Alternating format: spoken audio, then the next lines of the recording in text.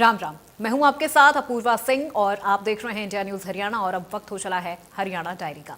हरियाणा सरकार ने हाल ही में ग्रुप डी के पदों पर भर्ती प्रक्रिया को सफलतापूर्वक संपन्न करके एक बार फिर युवाओं के प्रति अपनी प्रतिबद्धता को सिद्ध किया है।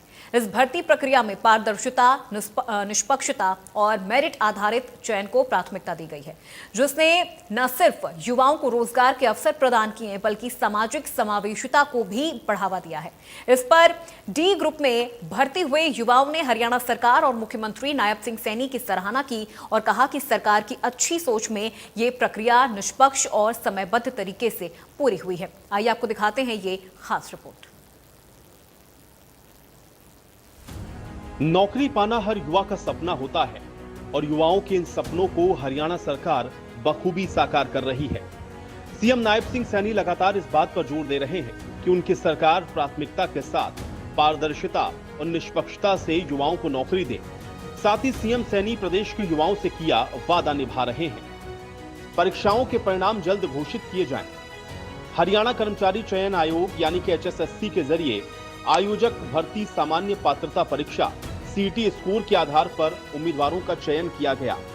ये प्रक्रिया पूरी तरह से तकनीक संचालित और पारदर्शी रही, जिसने पुराने पर्ची खर्ची सिस्टम को पूरी तरह से खत्म कर दिया। आइए अब आपको ग्राफिक के जरिए बताते हैं हरियाणा सरकार का CET को लेकर के उद्देश्य क्या है।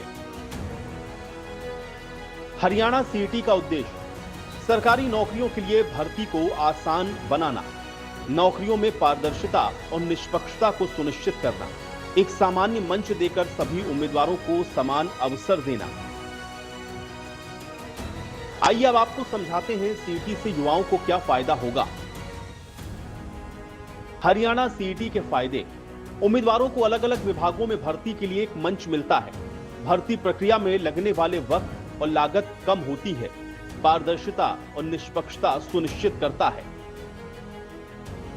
2023 में आयोजित CET परीक्षा के परिणाम, जो कि कोर्ट और आरक्षण से संबंधित वजह से लंबित थे, उनको हाल ही में घोषित किया गया। इससे हजारों युवाओं का इंतजार खत्म हुआ। हरियाणा सरकार का यह प्रयास न सिर्फ बेरोजगारी से जूझ रहे युवाओं को राहत लेकर के आया, बल्कि ये भी दर्शाता है कि सरकार सामाजिक समानता और समावेशिता के प्रति कितनी गंभीर है। केंद्र और हरियाणा सरकार का साझा लक्ष्य अंत्योदय यानी समाज के सबसे वंचित वर्गों के उत्थान को प्राथमिकता देना है। हमने कुछ चयनित युवाओं से भी इस विषय में बात की है। सुनिए उन्होंने क्या कहा। बिल्कुल पारदर्शिता रही है और मुझे चाहे ग्रुप डी की जॉब हो, लेकिन मुझे हद से ज़्यादा खुशी है क्योंकि ये मेरे खानदान में पहली जॉब है। चाहे मैं DC लग गया ना तो भी इतना खुश नहीं हुआ जितना अब हूँ।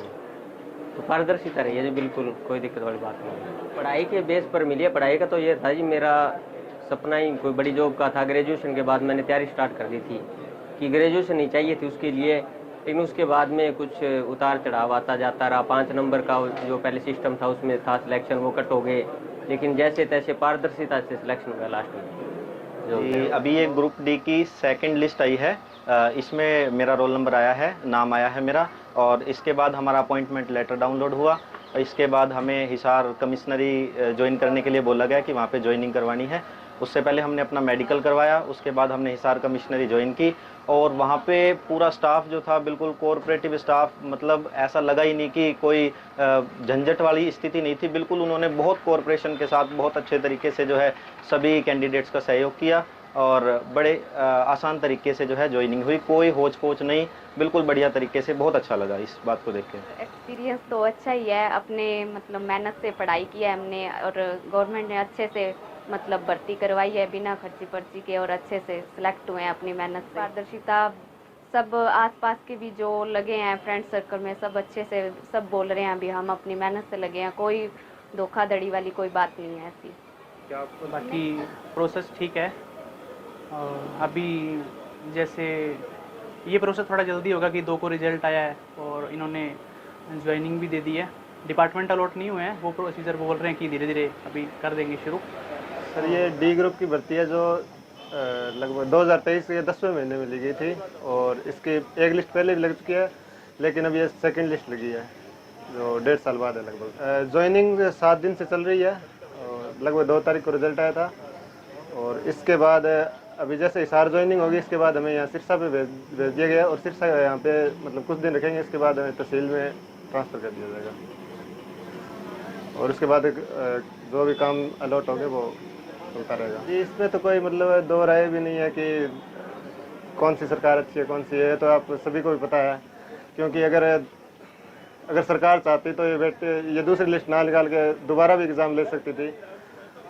तो इस मामले में तो कोई मतलब सवाल जवाब ही नहीं है। एकदम बहुत अच्छा काम कर रही है जी, कोई दिक्कत नहीं है।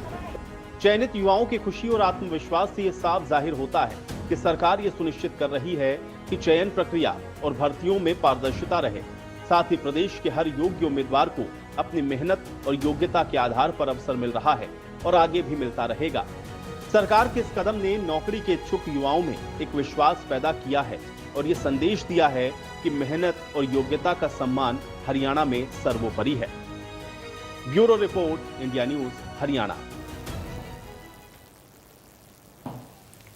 और हरियाणा डायरी में मेरे साथ फिलहाल बस इतना ही। प्रदेश की तमाम खबरों के लिए आप देखते रहिए इंडिया न्यूज हरियाणा।